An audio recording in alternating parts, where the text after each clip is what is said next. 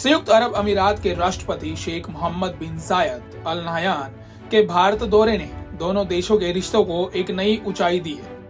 बीते 19 जनवरी को यूएई की राष्ट्रपति शेख मोहम्मद बिन जायद अल नहयान करीब 2 घंटे के सफर पर भारत आए। यूएई के राष्ट्रपति का यह दौरा केवल 105 मिनट का था। समय के लिहाज से भले ही यह दौरा छोटा रहा हो, लेकिन दोनों देशों के बीच जो डील हुई है उसके बाद तो पड़ोसी देशों के होश उड़ गए हैं। यूएई का यह दौरा ऐसे वक्त में रहा जब गल्फ देशों के 2 प्रमुख देश सऊदी अरब व यूएई टकराव की स्थिति में खड़े हैं। पिछले ही महीने सऊदी अरब ने यमन से यूएई की सेना को देश से निकलने की चेतावनी दी थी, जिसके बाद यूएई के राष्ट्रपति का यह दौरा काफी अहम माना जा रहा है। पीएम मोदी द्वारा प्रोटोकॉल तोड़कर उन्हें दिल्ली के पालम एयरपोर्ट पर रिसीव किया था। पीएम मोदी ने अपने एक्स पोस्ट में लिखा कि मैंने अपने भाई को लेने खुद एयरपोर्ट पर आया हूं। इस मुलाकात में भारत और यूएई के बीच 9 अहम समझौते हुए हैं, जो दोनों देशों के लिए काफी महत्वपूर्ण है।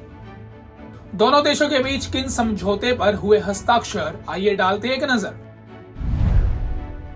भारत यूएई के बीच व्यापार 2030 तक $200 बिलियन तक पहुंचाने का टारगेट रखा गया है। डिफेंस सेक्टर में साथ में मिलकर काम करने के लिए एक समझौते पर सहमति बनी।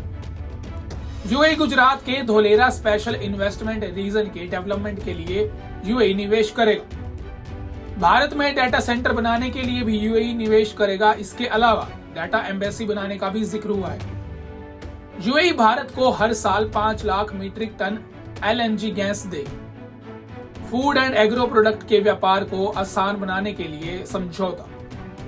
दोनों देशों ने न्यूक्लियर एनर्जी की दिशा में भी आपसी सहयोग से काम करने की सहमति जताई है, जिसमें छोटे बड़े परमाणु रिएक्टर बनाने के काम शामिल है। आर्टिफिशियल इंटेलिजेंस और सुपर कंप्यूटर बनाने की दिशा में भी साथ मिलकर काम करने पर सहमति बनी है। स्पेस सेक्टर में भी सहयोग बढ़ाने पर बात छिड़ी है। इसके तहत सैटेलाइट बनाने, रॉकेट लॉन्च कॉम्प्लेक्स बनाए जाएंगे। पीएम मोदी के साथ हुई राष्ट्रपति शेख मोहम्मद बिन जायद अल नहयान की बैठक में दोनों ने आतंकवाद को लेकर भी बात की और इससे निपटने के उपायों पर भी चर्चा की। इसके साथ ही आतंकवाद को फंडिंग करने वाले देशों पर भी financial action task force framework के तहत साथ में मिलकर काम करने पर सहमति व्यक्त की। इससे पाकिस्तान को मिर्ची लग सकती है, जिस पर बार बार आतंकवाद को फंडिंग करने के आरोप लगते रहे हैं। विदेश सचिव विक्रम मिस्री ने सोमवार को इस यात्रा की जानकारी देते हुए बताया कि दोनों नेताओं के बीच हुई बातचीत में जबरदस्त गर्मजोशी और खास दोस्ती देखने को मिली, जो अब भारत और यूएई के रिश्तों की पहचान बन चुकी है। यूएई में सबसे ज्यादा भारत का एक्सपोर्ट।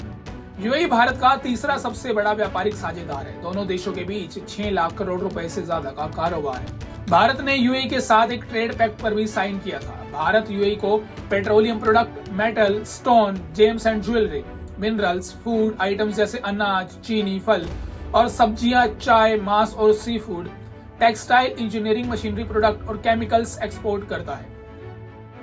बहरहाल यूएई के राष्ट्रपति शेख मोहम्मद बिन जायद अल नहयान के इस दौरे के बाद दोनों देशों के बीच रिश्ते काफी मजबूत हो गए हैं, जिसके बाद खाड़ी देशों में बढ़ते तनाव के बीच भारत किस प्रकार अपना स्टैंड लेता है, यह देखने वाली बात होगी। क्योंकि भारत अब केवल तेल खरीदने वाला देश नहीं रहा, बल्कि मध्य पूर्व की राजनीति में एक अहम और भरोसेमंद खिलाड़ी के रूप में उभर रहा है। फिलहाल के लिए इस खबर में इतना ही। देश और दुनिया की तमाम बड़ी खबरों के लिए देखते रहिए पंजाब केसरी टीवी। हमसे जुड़े रहने के लिए हमारे YouTube चैनल को सब्सक्राइब करें और नई वीडियो की नोटिफिकेशन के लिए बेल आइकॉन को दबाएं।